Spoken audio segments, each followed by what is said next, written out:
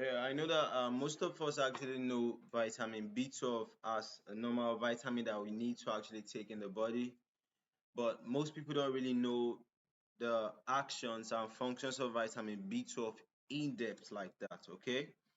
And as pharmacology students, it's good for us to actually discuss this, all right? So in this video, we'll be talking about what the actions, will I say, I would have just name it like functions and pharmacological actions of vitamin B12, okay? So we could just say that functions and pharmacological actions of vitamin B12, okay? So on the screen here, you could see different natural sources of vitamin B12, red meat, all those seafood, fish, what is this? Mushrooms, and the rest. Okay. So now let's talk about the actions, or you could say functions and pharmacological properties. Oh, all right, functions and pharmacological properties. Still the same thing though. Okay.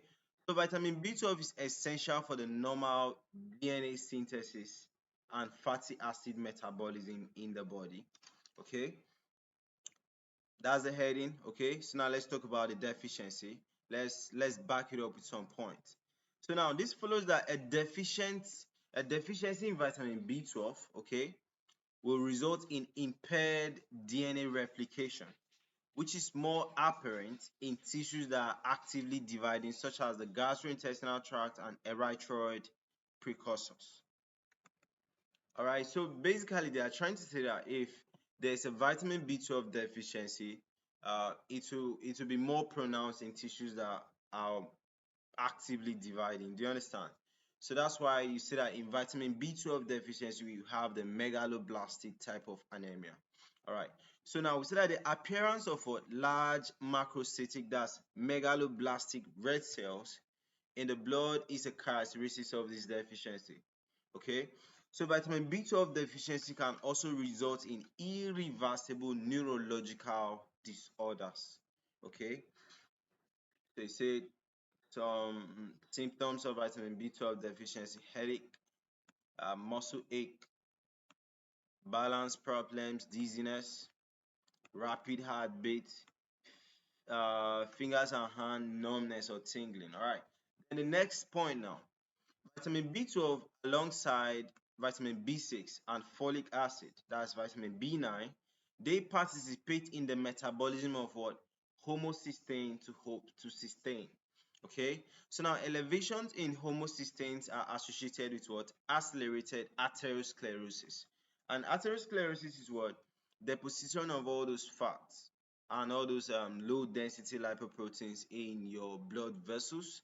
Therefore it will narrow the flow path for the blood, okay, to narrow the blood vessels and can increase the pressure, the blood pressure. Okay, so now loss of vitamin B12 from the body is very slow, about just 2 micrograms per day, and hepatic stores of vitamin B12 can be sufficient for about 5 years. Okay, so now vitamin B12 is not synthesized by eukaryotic cells and is normally obtained from microbial synthesis. Okay, so now these hepatic stores, it means that if you have a vitamin B12 stored in optimum, even if you stop taking it for like 5 years, okay, since the loss is very minimal, even if you stop taking it for like 5 years, you won't really have um, the deficiencies being pronounced like that. Okay, so you can see this the synthetic forms of vitamin B12. These are what we call supplements. That if you're having vitamin B12 deficiency, you could just take them like a drug. Okay.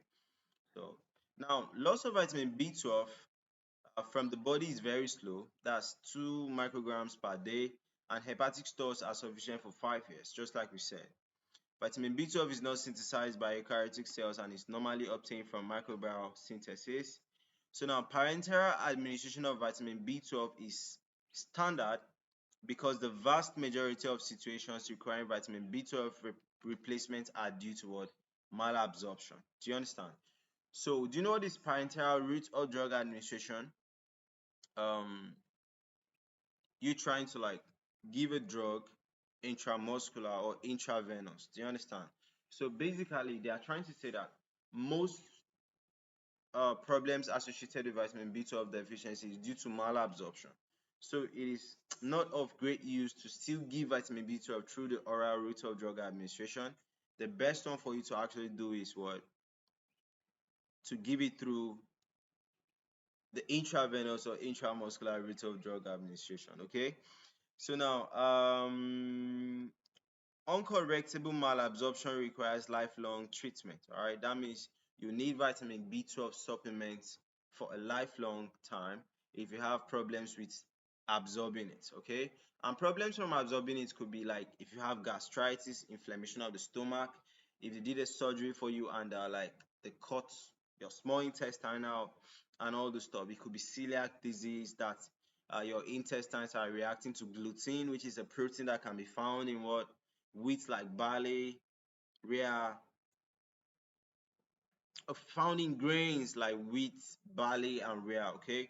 Then improvement in hemoglobin concentration is apparent in 7 days and normalized in 1 to 2 months. Okay. So once you are treating for vitamin B12 deficiency, at least the hemoglobin should be improved in 7 days and should normalize in 1 to 2 months time. Right.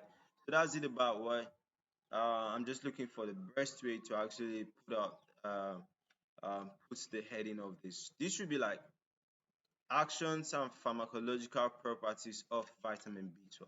Okay. So see you guys pretty soon.